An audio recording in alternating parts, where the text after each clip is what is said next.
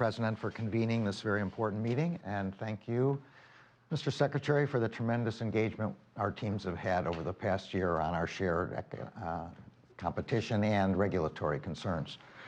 The Justice Department takes very seriously our responsibility to share with our partners across the federal government to protect consumers, safeguard competition, and ensure economic opportunity and fairness for all. Over the past 10 months, we've stepped up our efforts to ensure competition and counter anti-competitive practices across all sectors, from airlines to insurance brokers to book publishers. And we will continue to vigorously enforce our antitrust laws, no matter the industry, no matter the company, and no matter the individual.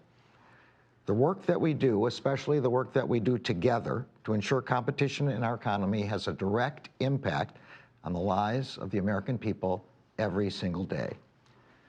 When we talk about promoting competition in the agricultural sector, we are talking about whether a farmer or a rancher will be paid a fair and competitive price for their goods and labor. When we talk about protecting consumers in this context, we are talking about whether food will be affordable for everyone in America. The Justice Department's Antitrust Division has been active in implementing the sound policy measures suggested in the President's executive order on promoting competition in the American economy. We have closely supported USDA's rulemaking efforts under the Packers and Stockyards Act, a law that Congress passed 100 years ago, more than 100 years ago, to deal with many of the very same problems we still have today. Today, we are announcing a new joint initiative to better coordinate efforts between USDA and DOJ.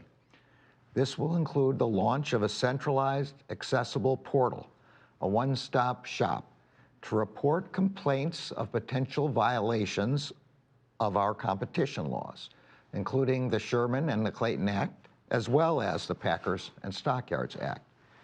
The joint channel that we are establishing will allow USDA and DOJ to collaborate early on how to appropriately address such complaints. Where complaints relate to antitrust violations, whistleblowers will be protected in many cases by the new employee and contractor anti-retaliation protections, which Congress passed in 2020. Let me say in closing that anti-competitive practices in agriculture, as in any industry, hurt the American people, producers, consumers, and workers alike, and they hurt the American economy. Too many industries have become too consolidated over time. Too many companies have pursued corporate conduct and more aggressive mergers that have made all of us vulnerable. Against this background, our antitrust efforts cannot and will not slow down. But it is a fact that our Antitrust Division has been underfunded for too long and has fewer staff today than it had in the 1970s.